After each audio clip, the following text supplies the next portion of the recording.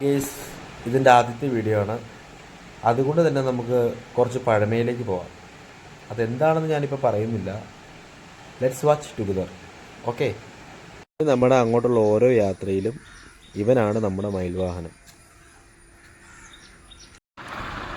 ഞങ്ങൾ പഠിച്ചിരുന്ന കാലത്ത് ഇതല്ലായിരുന്നു. സെൻറ്റ് തോമസ് യു പി സ്കൂളിന് മാത്രമേ ഉണ്ടായിരുന്നുള്ളൂ. ഇപ്പോഴത് ഹൈസ്കൂളും കൂടെ ആക്കിയായിരുന്നു.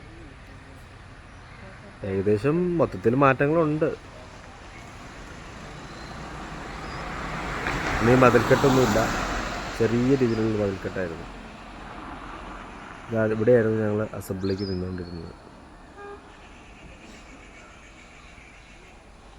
അതിനുശേഷം വന്ന യു പി ബ്ലോക്കാണ് ഈ കാണുന്നത്. ഇത് പുതിയ കെട്ടിടമായിരുന്നു. ഇവിടെയായിരുന്നു ഞങ്ങൾ ലാസ്റ്റത്തെ ബസ് 10 മണിക്ക് ജക്സൺ എന്ന് പറഞ്ഞ ബസ്സിൽ ഇവിടെ വന്ന് ഇറങ്ങി കഴിയുമ്പോൾ ഇവിടെ ഓൾറെഡി അസംബ്ലി ആയിരിക്കും. അതിനുശേഷം വന്ന് ലാസ്റ്റത്തെ ക്യൂവിൽ വന്ന് നിന്നതിന് ശേഷം എല്ലാവരും പോയി കഴിഞ്ഞതിന് ശേഷം ഈ സ്റ്റെപ്പിൻ്റെ മേളിൽ കയറ്റിയിരുത്തി ചൂരലിൽ നല്ല അടി അടിക്കും. ആ അടിയുടെ വേദന അതൊരു ഒന്നൊന്നര വേദനയാണ്. ഞങ്ങളുടെ ക്ലാസ് ഈ കാണുന്നതായിരുന്നു. ഞങ്ങളുടെ ക്ലാസ് ലാസ്റ്റ് 7ാം ക്ലാസ്സിൽ പഠിച്ചുകൊണ്ടിരുന്നപ്പം ഞങ്ങളുടെ ക്ലാസ് ഇതായിരുന്നു. ഈ സ്കൂളിൻ്റെ ഭാഗ്യക്കേടാണോ എന്താണ്, എൻ്റെ ഭാഗ്യമാണോ എന്താണെന്ന് അറിയാൻ പാടില്ല. ഞാൻ 7ാം ക്ലാസ്സിൽ ഇവിടുത്തെ സ്കൂൾ ലീഡറൊക്കെ ആയിരുന്നു. പക്ഷെ പറഞ്ഞിട്ട് കാര്യമില്ല. ഇതായിരുന്നു കഞ്ഞിപ്പര.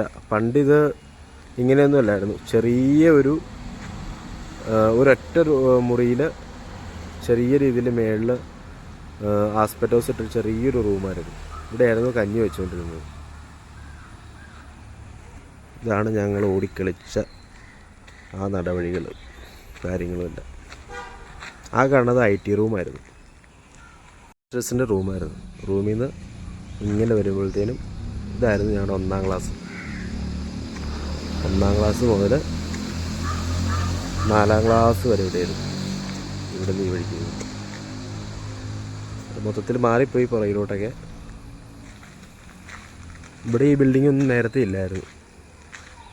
ഈ ബിൽഡിങ്ങൊക്കെ ഹൈസ്കൂളായി കഴിഞ്ഞപ്പോഴത്തേനും പുതുക്കി പണിതാണ്. ഇവിടെയായിരുന്നു ഞങ്ങൾ ഉച്ചയ്ക്ക് കഞ്ഞി കുടിക്കാൻ വന്നുകൊണ്ടിരുന്നത്. അന്ന് ചോറും പയറും നല്ല വെള്ളം പോലുള്ള സാമ്പാർ വരുന്നു.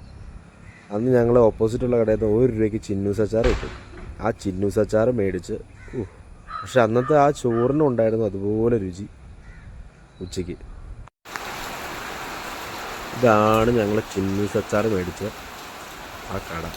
ആ കടയൊക്കെ ഇപ്പോൾ പൊത്തത്തിൽ മാറിപ്പോയി.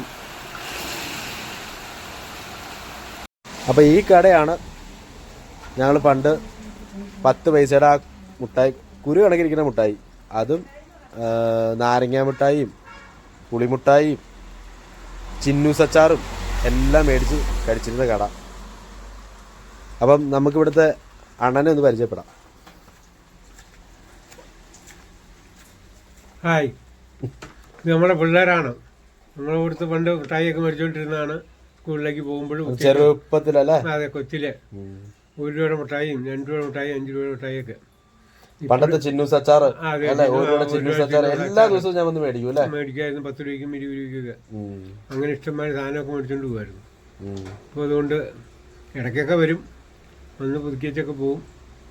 പിന്നെ അണ്ണൻ പണ്ട് പ്രവാസിയായിരുന്നു കേട്ടോ. പ്രവാസിയായിരുന്നു. ഒരു 10 കൊല്ലം ഗൾഫിലായിരുന്നു. ഗൾഫ് ജീവിതമൊക്കെ കഴിഞ്ഞ് ഇവിടെ വന്നിപ്പം സ്വസ്ഥമായിട്ട് സെറ്റിൽ ആയപ്പോഴാണ് കടയൊക്കെ നോക്കി കുഴപ്പമില്ല കുടുംബസ്ഥനായിട്ട് ഇവിടെ ഇങ്ങനെ നിൽക്കുവാണ്. അപ്പോൾ ശരി, ഇനി അടുത്ത വീഡിയോയിൽ കാണാം.